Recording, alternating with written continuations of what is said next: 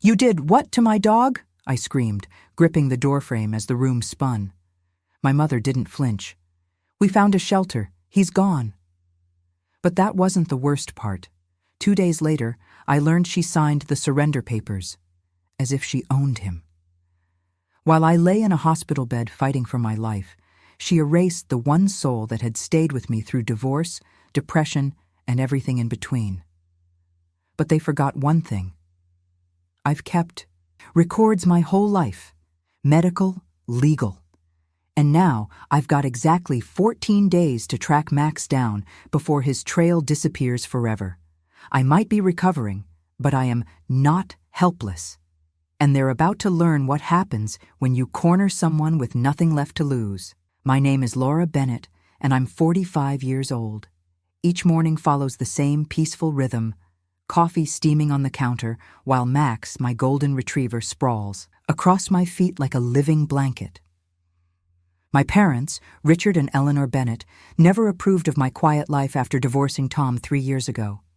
Their calls always carry subtle jabs about my isolation and wasted potential. Max lifts his head sometimes when my voice tightens during these conversations, his brown eyes full of understanding. What my parents don't know is that I've documented every conversation, every financial record, every legal document since the divorce, a habit that served me well through the years. The fresh lemon scent of my just-cleaned kitchen wraps around us, Max's fur tickling my ankles as I file away another set of notes. But let me start from the beginning. The morning they wheeled me out of St. Mary's Hospital, I could barely keep my eyes open. 3 weeks of viral pneumonia had left me feeling like I'd been hit by a truck, but all I could think about was getting home to Max. You know how it is when you miss someone so much it's like a physical ache? Nurse Colleen, bless her heart, kept chattering about follow-up appointments while pushing my wheelchair, but I was lost in my phone, scrolling through Mother's texts from the past weeks, each one more clinical than the last. Max fed and walked, everything fine. Vet appointment canceled as discussed. Dog situation managed. That last one sent a chill down my spine, but I brushed it off. Mother had always been direct, hadn't she? Still, something in my gut tightened as Colleen helped me into the cab. The drive home felt endless. I pressed my forehead against the cool window, watching familiar streets blur past. Usually, just thinking about Max's welcome home routine would make me smile. The way he'd dance in circles, his whole body wiggling with joy, that stuffed duck always clutched in. His mouth. But today, the closer we got to my townhouse, the harder my heart pounded. My hands shook as I unlocked the front door. The silence hit me first. That heavy, wrong kind of quiet that makes your skin prickle. No clicking of nails on hardwood, no jingling collar, no warm body pressing against my legs. "Max?" My voice echoed in the emptiness. "Here, boy." Mother and father sat at my kitchen table like a pair of undertakers, hands folded, faces set in identical masks of stern patience. The afternoon light caught the dust motes floating between us, making everything feel surreal. "Where's Max?" The words came out barely above a whisper. Mother's lips thinned. "Laura, you have to understand, he was simply too much work while you were gone. The walking, the feeding, the constant attention." My legs nearly gave out. I grabbed the doorframe, the room tilting dangerously. "What did you do?" Each word felt like glass in my throat. Father cleared his throat, straightening his tie the way he always did before delivering bad news. "We found a very reputable shelter. They handled everything very professionally." The empty hook by the door where Max's leash should have been hanging seemed to mock me. His water bowl was gone. His bed in the corner vanished. They'd erased him while I lay in a hospital bed, trusting them to care for the one being who'd seen me through my darkest days. "You had no right." My voice cracked. "He's my dog, my responsibility. How could you just—" I couldn't even finish the sentence. "Now, Laura." Mother used her reasonable voice, the one that always made me feel small. "You were very ill. We had to make decisions." "Which shelter?" I cut her off. When did you take him? I want to see the surrender forms. Mother's face hardened as she reached into her purse, sliding a business card across my freshly polished table. Happy Tales Animal Shelter. It read in cheerful blue letters. The sight of it made me want to throw up. Everything's been handled properly, she said with finality. You need to focus on your recovery, not worry about... I snatched my keys from the hook, ignoring the way the room spun when I moved too quickly. The card felt like it was burning a hole in my pocket as I walked out, leaving their protests behind me. You might think I was being dramatic, storming out while still recovering from pneumonia. But unless you've had someone steal your heart while you were too weak to stop them, you couldn't understand. Max wasn't just a dog. He was my anchor, my constant, my reason to smile even when everything else went wrong. And my own parents had thrown him away like he meant nothing. I could barely see straight as I started my car, but I knew one thing with absolute certainty. I wasn't going to let them get away with this, not this time. The shelter's automatic doors whooshed open, releasing a wave of barking and that distinct animal shelter smell. Kibble, cleaning products, and hope wrapped in anxiety. My legs were still shaky from the hospital, but adrenaline kept me moving toward the front desk. A young woman with close-cropped hair and kind eyes looked up from her computer. Her name tag read, Tasha. How can I help you today? My dog. I had to pause, steady my voice. My parents surrendered my golden retriever while I was in the hospital. His name is Max. Tasha's fingers moved across her keyboard. Do you have the surrender date? No. I just found out today. It would have been within the last 3 weeks. My hands gripped the edge of the counter. Remember when you'd grip the edge of Max's bed during thunderstorms, talking him through his fear? Now who was scared? More typing. The computer screen stayed angled just enough that I couldn't see it. Can I get your name? Laura Bennett. The fluorescent lights hummed overhead as she typed. Yes, I see the record here. A male golden retriever named Max was surrendered. She paused, checking something. And adopted 2 days ago. The room tilted. I'd missed him by 2 days. Just 2 days. Who adopted him? Tasha shook her head, sympathy softening her features. I'm sorry, but we can't release adopter information due to privacy policies. Let me print out the surrender documentation for you. The printer whirred behind her. My heart hammered against my ribs as she gathered the papers. There has to be some way. He's my dog. I have all his vet records, registration papers. Well, let's look at the surrender forms first. She laid out the papers between us. Only the listed owner can contest an adoption. I scanned the documents and my blood turned to ice. There, on the owner's signature line, was Mother's perfectly practiced penmanship.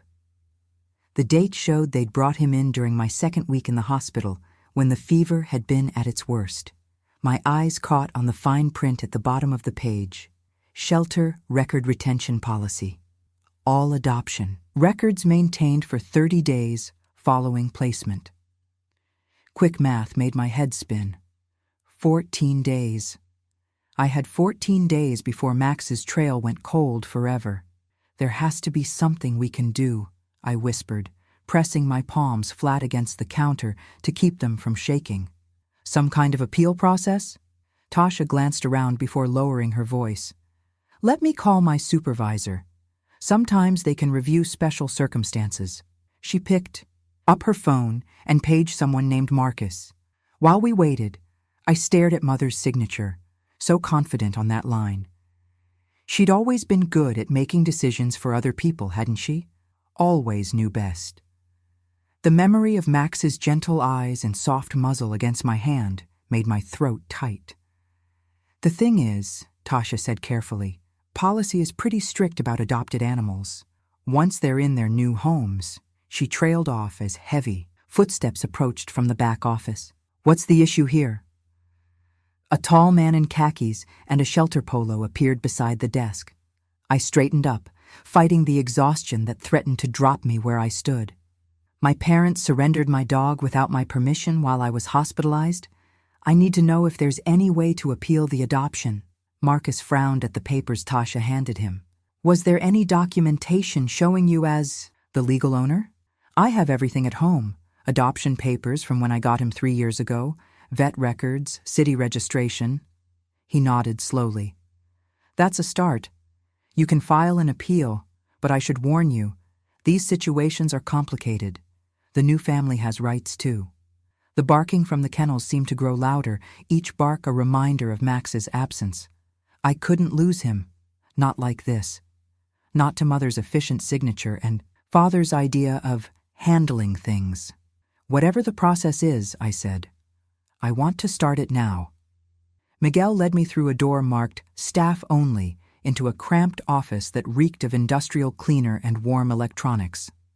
A desk fan rattled in the corner, pushing hot air around certificates and policy notices plastered on the walls. Please, sit. He gestured to a metal folding chair while settling behind his desk.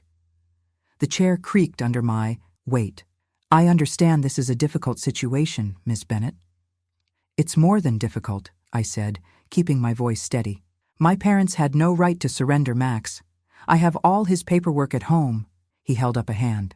I need to be clear about our position here. The surrender affidavit is a legal document. He tapped the form with his index finger. Your mother signed this, affirming under penalty of perjury that she was the rightful owner of the dog in question. You know that hollow feeling when you're sure you've lost something important but can't remember what? That's how my chest felt right then. She lied. She forged ownership. That's a serious allegation. Miguel leaned back, his chair squeaking. If true, it's a matter for the courts, not shelter administration. We processed the surrender in good faith, based on signed documentation. I pulled out my phone and started photographing every page he'd laid out. I need copies of all of this. Of course. He gathered the papers and walked to the copier. While it hummed, I took out the little notebook I always carry, a habit from my accounting days. Never trust memory alone when details matter. Your case number is A2023-847, Miguel said, returning with a stack of stamped copies. I wrote it down, along with the date and his name. Remember those moments when you know you're about to do something that'll change everything? I felt that weight as I pulled out my phone again and called Father. He answered on the third ring. Laura? What's wrong now? What's wrong? My voice shook. You want to explain why you and Mother gave away my dog? A long sigh, like I was being unreasonable. We made a practical decision during a difficult time. You were very ill. Practical? The word tasted bitter. You had no right. Now don't overreact, he cut in. Your mother and I discussed this thoroughly. Max needed more care than we could provide, and the shelter assured us he'd find a good home. Through the office window, I could see sunlight slanting across the parking lot. It reminded me of how the afternoon light would catch Max's fur when he'd sprawl across the back seat during our drives, his special blanket bunched underneath him. The empty car waited. Outside now, that same light making the vacant back seat look almost ghostly. My chest tightened. Who adopted him? That's not important now. What's important is that you focus on your recovery. I cut him off. I'm coming over, tonight. Mother needs to explain herself. Laura, be reasonable. I hung up. My hands were shaking as I gathered the papers Miguel had given me. Questions crowded my mind, demanding answers. Who had Max now? Why go to the trouble of forging ownership? What else had they signed while I was sick? The dashboard clock read 4:47 p.m. as I sat in my car, gripping the steering wheel. I had maybe 2 hours before sunset. 2 hours to get answers. 2 hours to understand why my own parents would betray me like this. I glanced at the back seat again, where Max's blanket used to be. He'd loved that ratty thing, would nose it into just the right position before settling. Down. The empty space seemed to mock me now. In my head, I rehearsed what I needed to ask. Who adopted Max? Why did you forge the ownership papers? What else have you signed in my name? Each question felt like another stone in my stomach, but I needed to know. Everything. The clock ticked to 4:48. Dusk wasn't far off, and I had a confrontation to prepare for. Mother's house hadn't changed since I was a kid. Same fussy curtains, same organized chaos of mail on the counter, The kitchen still smelled of that awful dark roast she'd never learned to make properly. You know the kind, bitter enough to strip paint. Father sat at the table, methodically sorting envelopes into his usual neat piles. He barely glanced up when I walked in, like this was just another social call. Mother stood by the coffee maker, arms crossed, wearing that pressed smile she saves for difficult conversations. I didn't waste time. I pulled out the shelter paperwork and placed it on the table, my finger landing deliberately on Mother's signature. Want to explain this? Laura, dear. Mother's voice had that syrupy tone she uses when she thinks I'm being dramatic. You need rest, not all this chaos. The doctor was very clear about reducing stress. Max wasn't chaos.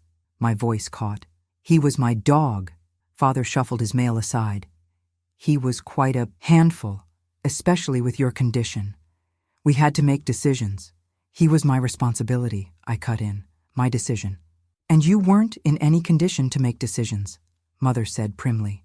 Someone had to step in. I forced myself to breathe slowly, the way the hospital therapist had taught me. Who adopted him? Mother's smile tightened. We don't know. The shelter handles all that. You're lying. The words came out flat. Now, Laura, Father started. No. I pressed both palms against the table. You forged documents. You stole my dog. I'll take this to court if I have to. Father actually laughed, a short, dismissive sound that made my skin crawl. And how exactly do you plan to manage court filings? A recent patient, still recovering? Something in his tone made my stomach drop. I reached for my discharge folder, the one I'd been clutching since leaving the hospital. Behind the care instructions and medication schedules, I found papers I didn't recognize. My hands trembled as I pulled them out. Durable power of attorney forms, partially filled out in Mother's precise handwriting. The room seemed to tilt as I stared at the signature lines. I recognized Mother's practiced loops, the same ones from the shelter documents. What is this? My voice sounded distant, even to myself. Just precautionary measures, Mother said, smoothly, for your own protection. I gathered every paper, the shelter documents, the power of attorney drafts, all of it. You're not protecting me, I couldn't even finish the thought. Don't be dramatic, Father said, turning back to his mail. Everything we've done is for your benefit. That same old line, the one they'd used my whole life to justify every interference, every boundary crossed. But this time, something was different. This time, I had proof. I'm taking these, I said, holding up the papers. And first thing tomorrow, I'm having every signature verified. Mother sighed heavily as I walked out. That disappointed, martyred sigh she's perfected over the years. I let the front door slam behind me, drowning out whatever else she might have said. You know what's funny? That coffee smell followed me out to the car, that burnt, bitter smell that always meant home. But now it just reminded me of everything else they'd tried to control, tried to take away. Maybe that's why I'd switched to tea years ago, without really understanding why. I sat in my car, hands shaking, as I stared at the papers on the passenger seat. The sun was setting now, painting everything in shades of orange and shadow. Through the windshield, I could see Mother's kitchen window, the light inside harsh and yellow. They were probably already planning their next move, confident as always that they knew best. But I wasn't that compliant daughter anymore. And tomorrow, I'd prove it. The morning sun filtered through my dining room windows, casting long shadows across the mess of papers I'd spread out on the table. You know those moments when your whole world narrows down to words on a page? This was one of those. I'd arranged everything in neat piles. Shelter surrender forms on the left, hospital discharge papers in the middle, and that suspicious power of attorney draft on the right. My reading glasses kept sliding down my nose as I leaned in close, checking every detail like my life depended on it. Maybe it did. The hospital letterhead caught my eye, crisp and official, with a date from my second week there. I hadn't seen this document before, but there it was, tucked between routine vitals charts and medication lists. Capacity.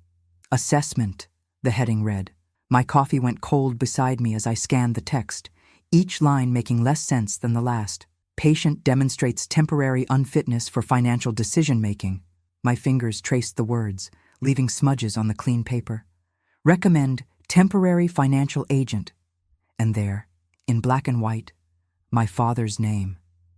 You ever have that moment when puzzle pieces click together, but the picture they form turns your stomach? That's what hit me then. If they could declare me unfit, they could justify everything, taking Max, controlling my accounts, making decisions I'd never agree to. The whole thing reeked of planning, of careful manipulation wrapped in concern. My hands shook as I reached for my phone. First call, hospital records office. The hold music grated on my nerves as I waited, tapping my pen against the timeline I'd started sketching. Records department, a bored voice finally answered. I need my complete file, I said, trying to keep my voice steady. Every document, every note, every form, especially anything about capacity assessment or power of attorney. That'll take 3 to 5 business days to process. My chest tightened. I don't have 3 to 5 days. This is urgent. I understand, ma'am, but policy. Market rush, I cut in. I'll pay whatever fee. This involves legal issues. That got her attention. She took my details, promised to expedite it, but I could already feel precious hours slipping away. Next call. My bank. The representative listened patiently as I placed a hold on my accounts. No changes without in-person verification, I insisted. And I need documentation of any attempted modifications from the past month. I glanced at my makeshift timeline. 14 days left to find Max. No, 13 now. Each hour that passed felt like sand slipping through my fingers. The shelter's 30-day record retention policy loomed like a deadline in one of those thriller movies where the bomb's counting down. My eyes kept drifting to that capacity assessment. The medical terminology blurred together, but the intent was clear as crystal. They'd laid groundwork while I was too sick to notice, probably thinking I'd never check the fine print. Classic mother and father, always planning 3 steps ahead, always knowing what was best for their daughter. You'd think at 45 I'd be past their reach, wouldn't you? But here I was, fighting for control of my own life like I was 16 again. The phone buzzed, startling me out of my thoughts. Unknown number. Usually I'd let it go to voicemail, too many scam calls these days, but something made me pick up. Laura, it's Dan. My ex-husband's brother's voice hit me like a warm breeze in winter. Familiar, unexpected, welcome. We hadn't talked much since the divorce, but he'd always been the reasonable one in that family. Dan, how did you... Heard about your hospital stay, he said, that lawyer-precise tone softening with concern. Tried calling earlier, but... He paused. Laura, what happened to Max? My throat tightened. Maybe it was the gentle way he asked, or maybe I was just ready to break. But suddenly having someone else say Max's name made everything feel real in a way it hadn't before. Dan showed up around 3 that afternoon, looking every bit the battle-worn lawyer in his wrinkled suit. His silver-streaked hair needed a trim, and those reading glasses hanging from his neck had seen better days. But his eyes were sharp as ever when he spread the documents across my dining room table. Walk me through it again, he said, pulling out a yellow legal pad. Start with the shelter. I told him everything.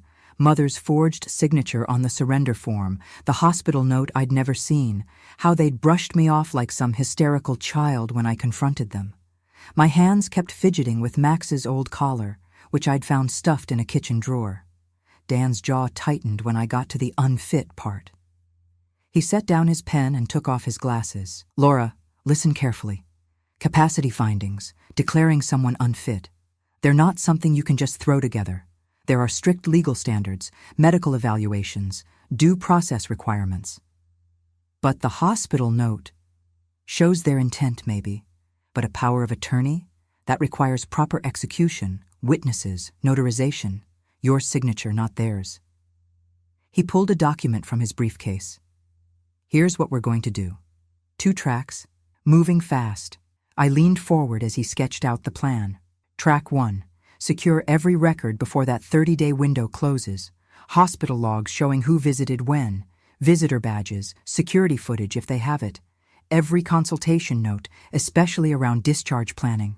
The shelter already said, Let me handle the shelter. I'll draft a preservation letter today. They may have privacy policies, but they also have legal obligations when fraud's involved. He made another note. Track 2. Emergency petition to block any attempts at controlling your finances. We'll need affidavits from your doctors showing you're competent. My phone buzzed. Mother's text glowed on the screen. Drop this. Dan read it over my shoulder and actually smiled. Let that be Exhibit A. Keep every communication, record every call if you can. Georgia's one-party consent. I felt hope flutter in my chest for the first time in days.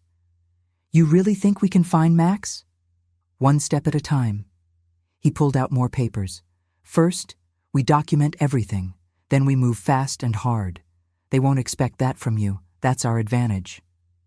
What's our disadvantage? I had to ask. Time. Money. The fact that they've been planning this while you were sick.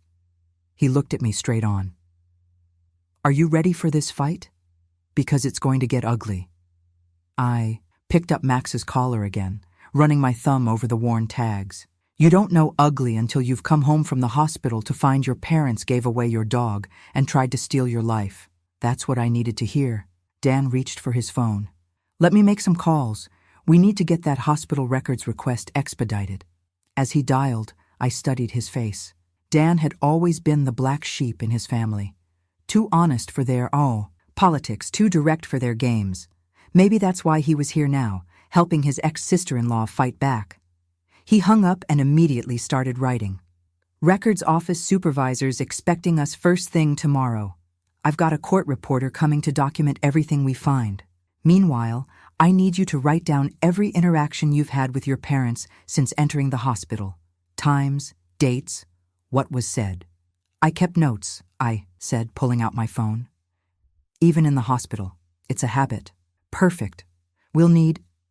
He stopped as another text lit up my phone. Father this time. Your mother's very upset. Stop this foolishness. Dan took a photo of the message with his phone.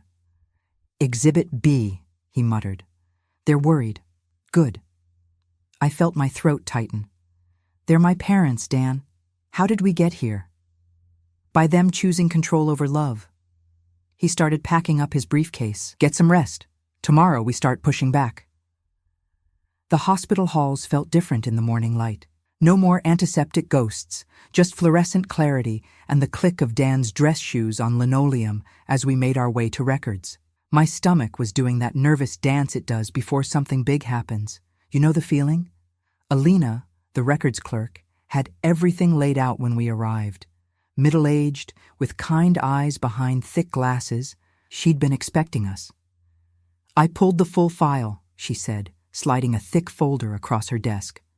Plus, the visitor logs you requested. Dan immediately opened his briefcase, producing a yellow legal pad and 3 different colored pens. Could you walk us through the chronological order? He asked, uncapping the blue one. I watched as Alina's fingers traced down the visitor log. There it was.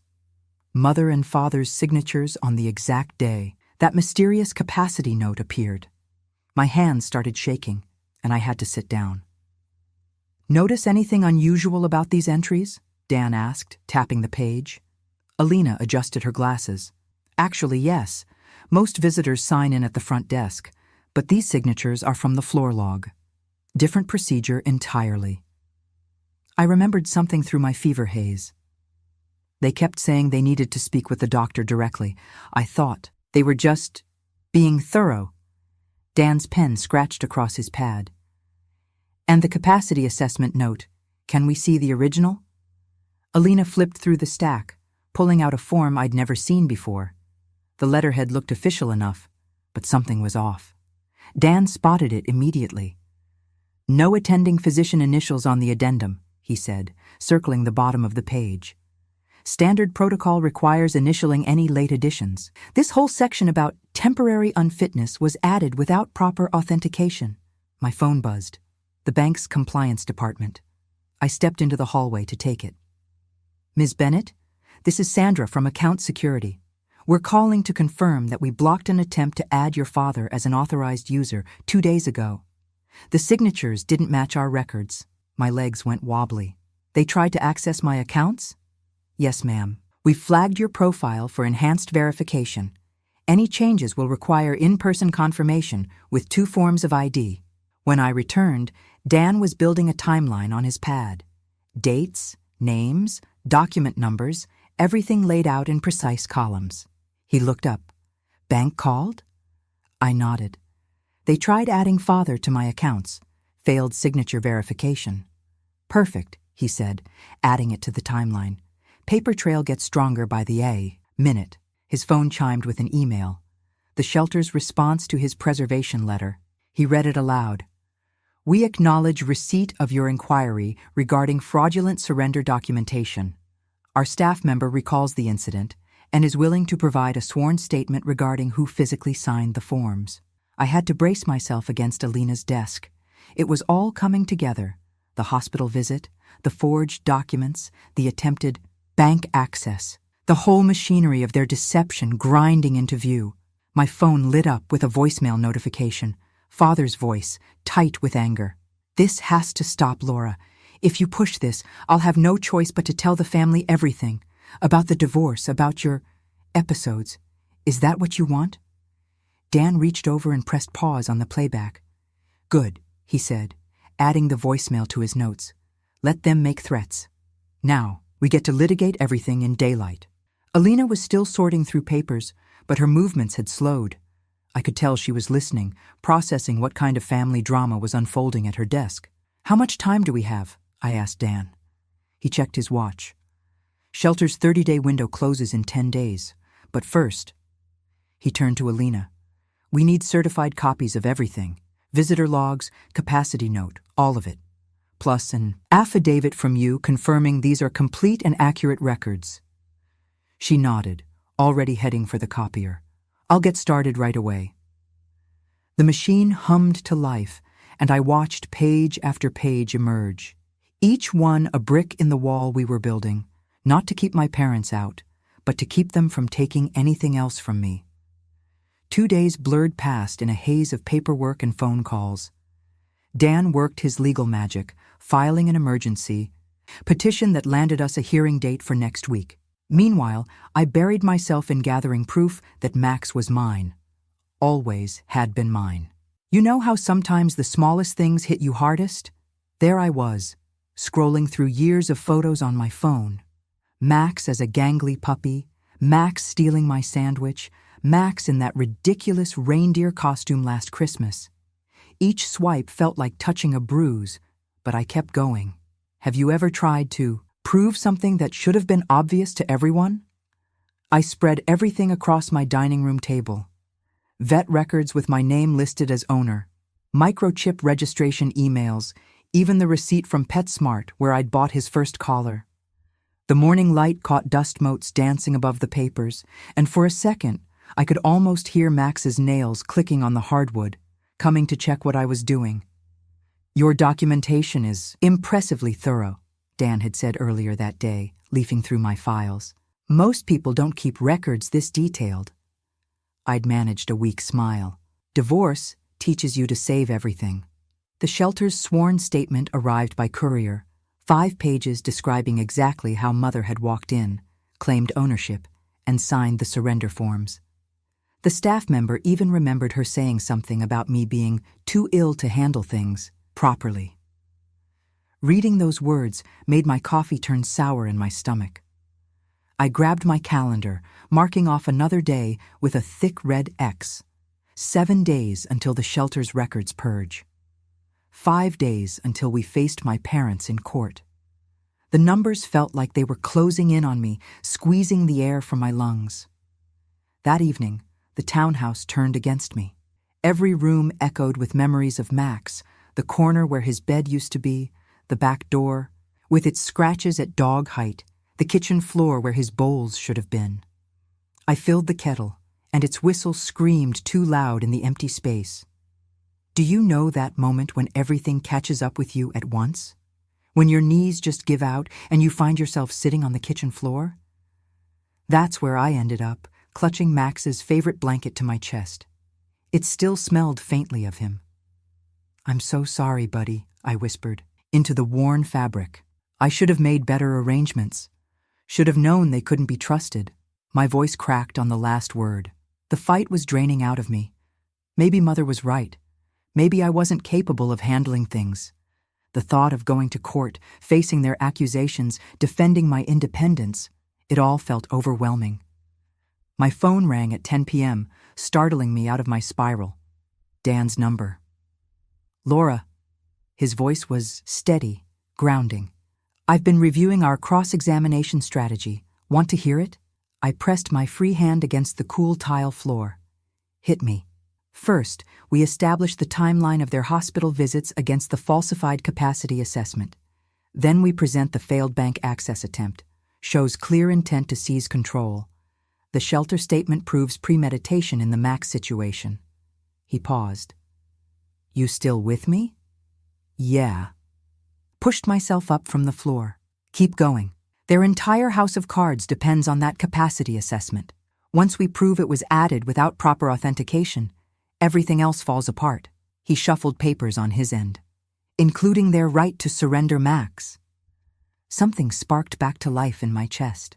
I walked to my office, printed one more exhibit, Mother's signature from Christmas cards compared to her shelter signature, and clipped it to our growing file. Get some sleep, Dan said before hanging up. Set 2 alarms. Court days require clear heads. I did exactly that, but sleep was a long time coming. The same thought kept circling. Find Max's adopter before the trail vanishes forever. 7 days. Just 7 days to put this right. Rolling over, I caught sight of Max's leash still hanging by the door. Tomorrow, I promised myself. Tomorrow, we fight back. You ever. Notice how courthouse hallways always smell like furniture polish and anxiety? There I was, watching Mother fiddle with her pearl earring like this was just another church social. Father kept his eyes locked on the floor tiles, counting them maybe, anything to avoid looking at me. The familiar guilt trip was already starting, their shoulders set in that "how could you do this to us" pose they'd perfected over years. Dan stood beside me, solid as a wall. He'd arranged our exhibits in his briefcase the night before, each one labeled with those little colored tabs that meant business. I caught myself touching the spot on my wrist where Max used to lick me when he sensed I was stressed. Funny how those habits stick with you, isn't it? All rise, the bailiff called, and my stomach did a slow roll. The courtroom felt colder than the hallway. Mother's attorney, a sharp-suited woman with steel-rimmed glasses, took her place with the kind of confidence that comes with an expensive hourly rate. Dan pulled out our first exhibit, Max's vet record spanning 5 years, my name clear as day, under owner. Your Honor, Dan's voice carried that quiet authority I was starting to rely on. We have comprehensive documentation establishing Ms. Bennett's ownership of the dog in question. He handed over the microchip registration next. As you can see, my client has been Max's registered owner since adoption. The shelter's affidavit came next. The judge's frown deepened as he read Mother's false ownership claim. I watched his eyes stop at certain points, his pen tapping against the bench. And regarding the capacity assessment, Dan continued, pulling out the hospital records, you'll note the irregular timing and missing medical authentication initials. Standard protocol. Requires objection, Mother's attorney cut in. The parents acted out of necessary caregiver concern during a medical crisis. I felt my fingers curl into fists. Necessary? Like giving away my dog was some kind of medical treatment? The judge held up the capacity note. These initialing irregularities are troubling, and the timing. If I may, Dan pulled out the bank's notification. This attempted account modification occurred just days ago, well after Ms. Bennett's release and documented recovery. Mother's perfect posture finally cracked. She whispered something urgent to her attorney, who shook her head slightly. Father kept staring at his hands like they held answers. The judge set down his papers with that deliberate movement that means a decision's coming. I'm granting a temporary order protecting Ms. Bennett's financial accounts and assets. He looked directly at my parents.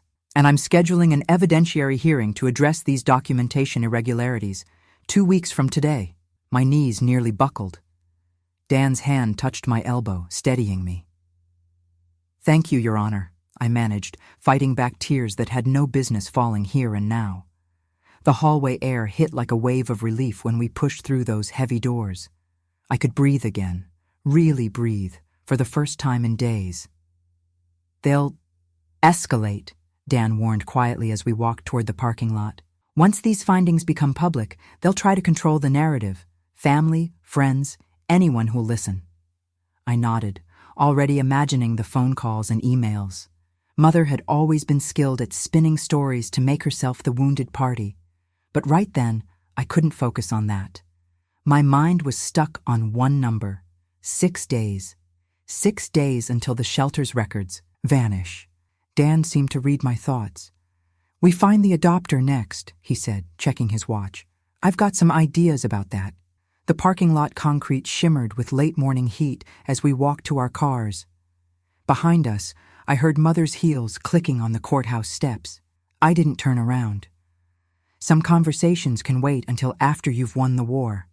Dan called me early the next morning, his voice carrying that edge of satisfaction I was starting to recognize. "I think I've got something," he said. "Remember Janet from the county clerk's office? The one who helped with your Robinson case last year? That's her. She worked at the shelter system before the courts, knows their database inside and out." He paused, and I heard papers shuffling. "More importantly, she knows the privacy carve-outs." I sat up straighter at my kitchen table, the coffee forgotten in front of me. "Remember how hope feels? Like your chest might crack open, but in a good way? Tell me." "There's a provision for health and safety follow-ups," Dan explained. "Since you're listed as the owner on Max's microchip registry, you can request contact with the adopter to share medical history, vaccinations, medications, that sort of thing." My hand was already reaching for the folder where I kept Max's vet records. "And that's legal? The shelter will allow it?" "With the right documentation, yes. We frame it as responsible pet ownership, sharing important health information." He cleared his throat. "But Laura, we need to move fast. 5 days left on that records window." I spread Max's medical history across the table. 5 years of careful notes, vaccination cards, and medication schedules. The morning sun caught the paper clips, throwing tiny reflections on my wall. You know that feeling, when a puzzle piece finally slots into place. That's what this was. "I'm on it," I told Dan. "Give me an hour to pull everything together." The request took longer than an hour, if I'm being honest. Every word had to be perfect, every medical detail included. I attached Max's most recent vaccination record, notes about his fish oil supplements, even the special dental treats he needed for his sensitive teeth. Remember those? The ones that made him drool all over the kitchen floor? The shelter's compliance officer, a Mr. Torres, replied by early afternoon. His email was brief, but promising. They would forward a message to the adopter, inviting them to contact me directly. Have you ever tried to write something that might be your only chance? The words kept sticking in my throat. I must have drafted that note 20 times before I got it right.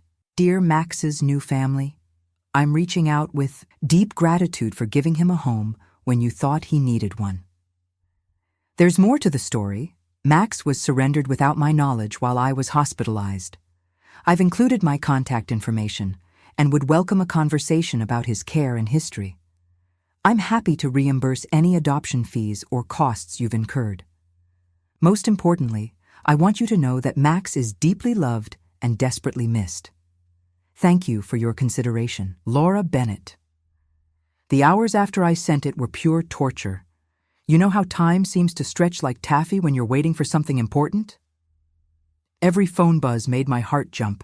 Every email notification had me lunging for my laptop. Midnight came and went.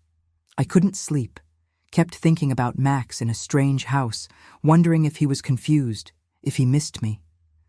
The darkness pressed against my windows, and I caught myself listening for the soft click of his nails on the hardwood floor. When dawn finally broke, I was still sitting in my reading chair, half dozing with my phone in my lap. The ring startled me so badly I almost dropped it. An unknown number, with an area code I didn't recognize. My thumb hovered over the screen. "Isn't it strange how a simple swipe can feel like jumping off a cliff?" I answered. For a moment, there was just static, and my heart sank. Then, "Hello?" Woman's voice, soft and uncertain. "Is this Laura? Laura Bennett?" "Yes," I whispered. "Yes, that's me. I have your dog." Her voice caught slightly. "And I didn't know. The shelter told me he was surrendered by his owner. I never would have." The line crackled, cutting through her words. I pressed the phone harder against my ear. "Hello? Can you hear me?" More static. I caught fragments. "Address is..." and then, "street, near the..." "Please," I said. "I can't hear you. The signal..." The line went dead. I stared at my phone's screen, watching the call duration flash before fading away. 5 days left, and now I had proof Max was out there, so close I could almost hear his tail thumping against someone else's floor. I kept hitting redial, but the number just rang and rang. You know that helpless feeling when you're so close to something but can't quite reach it? That was me, sitting there with my phone clutched like a lifeline. Dan called within minutes. "Laura, I'm running that number now. Give me a few..." I heard keyboard clicks in the background. "Got it. The prefix is from the River District near those new townhouse developments." My breath caught. "That's only 20 minutes away." "Hold on," he cautioned. "Let me do some checking before you go charging over there. We need to be smart about this." He was right, of course. Wasn't that why I'd trusted him through this whole mess? While I waited, I paced my living room, stopping at the window where Max used to watch for squirrels. The morning light caught dust motes dancing where his nose had left smudges on the glass. My phone buzzed again, this time with an email from the shelter. Mr. Torres had forwarded a message. "Dear Ms. Bennett, I understand now what happened with Max's surrender. Would you be willing to meet at Riverside Park this afternoon at 2:00? By the main playground. It's public and safe for everyone. I want to make this right." I called Dan immediately. "She wants to meet today, the park, 2:00. "Good choice of location," he said. "Public, lots of witnesses. I can come with you if you want backup." "Would you? I know you're busy." "Laura." His voice was firm. "I've come this far. Besides, somebody needs to keep you from sprinting across the park the second you see him." I laughed, but it came out shaky. While I got ready, I gathered what I needed. The folder of ownership documents just in case, and, after a moment's hesitation, Max's favorite blue ball. The one with the squeaker that used to drive me crazy during conference calls. Remember how I used to hide it and he'd somehow always find it? Dark clouds were rolling in as I pulled into the parking lot at 1:45. Dan was already there, leaning against his car with his arms crossed. "Ready?" I nodded, not trusting my voice. We found a bench with a good view of the playground and the walking paths. Every golden retriever that passed made my heart jump. There was a young couple with a lab mix, an older man with 2 poodles, a jogger with a border collie. "There," Dan murmured, touching my arm. Coming up the path, a woman in her 30s was walking. Toward us, and beside her, my hands started shaking, was Max. Even from 50 feet away, I could see his tail start to wag as he caught my scent. His ears perked up when he spotted the blue ball in my lap. The woman, Jennifer, slowed as she got closer. "Laura?" she asked softly. "I'm so sorry. I had no idea." Max was straining at his leash now, whining. I slid off the bench and knelt on the grass. Sometimes you don't realize you're holding your breath until your lungs start burning. "They told me it was a family emergency," Jennifer continued, her voice thick with emotion. "That his owner was elderly and couldn't care for him anymore. I never would have, if I'd known." I barely heard her. My fingers were inches from Max's collar, his familiar warmth so close I could feel it. His tail was wagging so hard his whole body shook. "Please," I whispered. "Can I just..." "Of course," Jennifer said, already unclipping his leash. "He's yours. He should be with you." Max bounded forward, and I buried my face in his fur. He smelled like different shampoo, but underneath was still my boy. His tongue swiped my cheek as I wrapped my arms around him. "No!" The shout cracked through the park like thunder. "Don't you dare!" I jerked my head up, Max still pressed against me. Heavy footsteps pounded toward us from behind the bench, and Jennifer took a startled step backward. My father's face was thundercloud dark as he stormed toward us, Mother trailing behind in her sensible beige cardigan like she was headed to a church social instead of ambushing us in a public park. "This violates our agreement," Father barked, jabbing a finger at Jennifer. "You had no right to contact her." Max pressed closer to my side, his tail dropping. I kept one hand buried in his fur, anchoring us, both. Dan stepped forward, smooth as silk, but twice as strong. "The only agreement here is the court order from yesterday, the one specifically protecting Ms. Bennett's interests." He pulled out his phone. "Would you like me to refresh your memory?" "This is a family matter," Mother cut in, her voice tight with false concern. "Laura, dear, you're still recovering. You're not thinking clearly." "Actually," Jennifer spoke up, her hands steady as she pulled out her phone. "I have Max's microchip registration right here, and the vet records Ms. Bennett provided match exactly." She glanced at me. "I'm so sorry about all this. If I'd known the truth." "The truth," Father spat, "is that we were trying to protect—" "No." My voice surprised me with its strength. "The truth is that you lied. To the shelter, to Jennifer, to the court. You forged documents and tried to steal my dog and my independence because you couldn't stand that I built a life without your control." Dan held up his phone, already recording. "Ms. Walker, would you mind stating for the record what you were told about Max's surrender?" Jennifer's chin lifted. "They said his elderly owner couldn't care for him anymore due to health issues, that it was a family emergency." She turned to my parents. "You never mentioned he belonged to your daughter or that she was in the hospital temporarily. I would never have agreed to adopt him if I'd known." "For the record," Dan continued smoothly, "do you maintain any claim to ownership now that you've seen proof of Ms. Bennett's prior registration and documentation?" "None whatsoever," Jennifer said firmly. She handed me Max's leash, then dug in her bag for a folder. "Here are all his papers from the past few weeks.